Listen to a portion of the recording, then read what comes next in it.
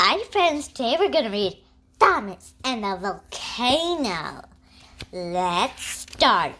Thomas and the Volcano. It was a busy day on Sodor. The Earl was building a dinosaur park.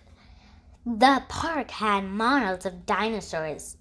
They were not real, but they looked real. Each engine had a job. Thomas and Miley carried trees and bushes to plant.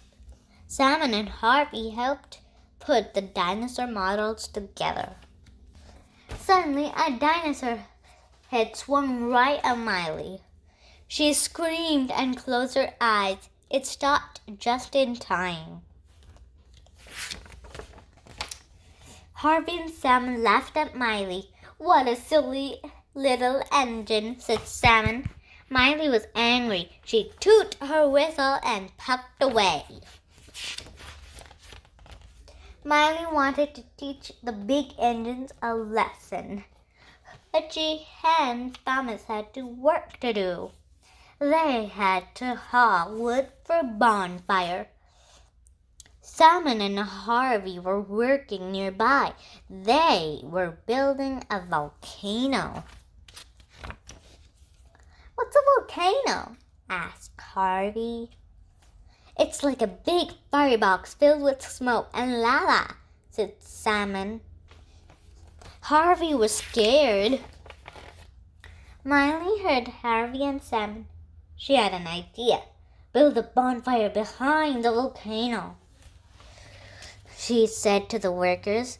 Smoke rose into the sky.